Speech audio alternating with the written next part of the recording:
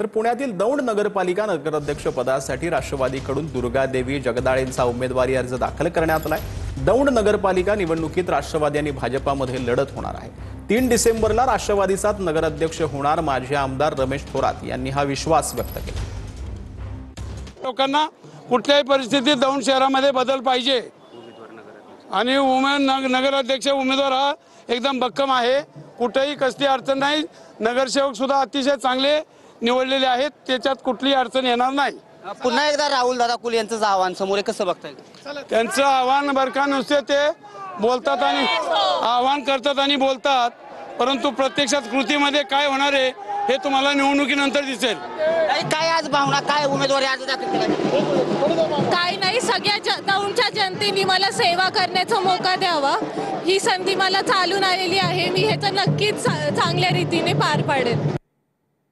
तर भाजपा पक्षप्रवेशाला स्थगिती दिलेले काशीनाथ चौधरींची उद्या पत्रकार परिषद आहे। काशीनाथ चौधरी पत्रकार परिषद घेऊन भूमिका जाहीर करणार आहेत। पालघरच्या उमरोळीमध्ये पत्रकार परिषद जी आहे ती होणार असल्याची माहिती मिळते।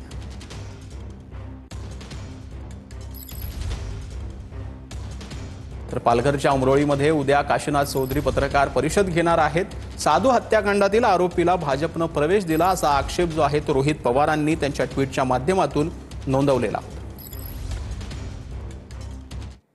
तर भाजपचे आमदार मंगेश चव्हाण आणि शिंदेचे आमदार किशोर पाटलांमध्ये जुंपलेली आहे। पाचोरा, भडगाव, चाळीसगावमध्ये महायुतीमध्ये फूट पडलेली आहे। भाजप आणि शिंदेची शिवसेना एकामेकांसमोर उभी ठाकली।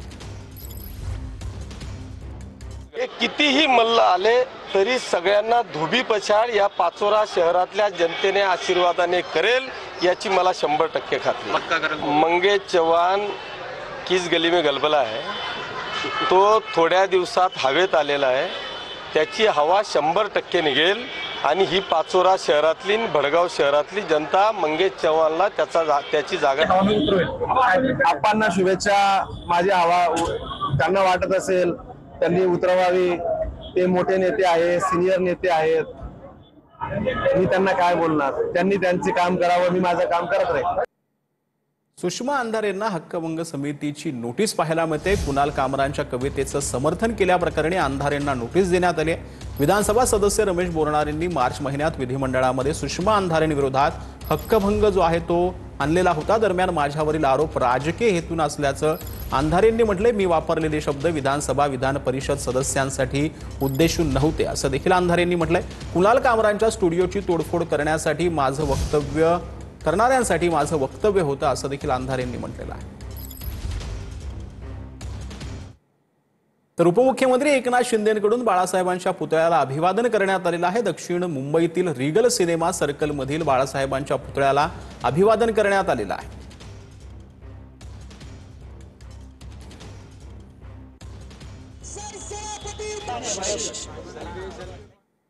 तर सीएनजी गॅस पाईपलाईनमध्ये अचानक बिघाड झाल्यामुळे सीएनजीवर चालणाऱ्या वाहन चालकांना मोठ्या अडचणींचा सामना करावा लागतोय।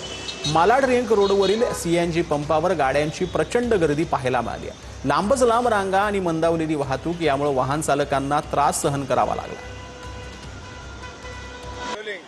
आज सीएनजी पाईपलाईन गॅसमध्ये बिघाड झाला आणि त्यामुळे आज ज्या गाड्या गॅसवरती चालतात त्या गाड्यांचा मात्र मोठ्या प्रमाणात प्रॉब्लेम झाला। अनेक ठिकाणी पेट्रोल पंप हे बंद आहेत। मुंबई असेल, नवी मुंबई असेल किंवा ठाणा असेल, या ठिकाणी मात्र आज ज्या ठिकाणी गॅसवर चालणाऱ्या ज्या गाड्या आहेत त्या गाड्यांना पेट्रोल गॅस मिळत नाही आणि त्याचमुळे आज जर पाहायला गेलं तर मालाड येथे लिंक रोडवरती मोठ्या प्रमाणात गाड्यांचीही गर्दी पाहायला मिळत आहे आणि त्यामुळे इथे जे काय गॅस भरण्यासाठी जे रिक्षा चालक असेल किंवा 4 व्हीलर असेल हे इथं मोठ्या प्रमाणात गर्दी करतानाचं चित्र पाहायला मिळत आहे। त्यामुळे तुम्ही पाहू शकता पेट्रोल पंप इथूनच 1 किलोमीटरवर, त्या 1 किलोमीटर पासून 2 ते 3 किलोमीटर पर्यंत या लांबच लांब इथे रांगा पाहायला मिळत आहेत। काय सांगाल, आज रिक्षाचं गॅस मिळत नाही, काय सांगाल?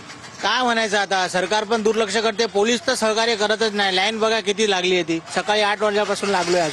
अजून काय म्हणू बोला। ही जे तुम्ही आलात कुठून? मी गोरेगावचाच आहे, स्थानिकच आहे, पण काय करणार, सकाळी 8 वाजल्यापासून लाईनीत लागलोय। हे होते रिक्षा चालक। त्यांचं म्हणणं असं आहे की आम्ही सकाळी 8 वाजल्यापासून या गॅससाठी इथे लाईन लावून उभे आहोत। व्हिडिओ जर्नलिस्ट कृष्णासह मी वैभव काक, TV9 मराठी,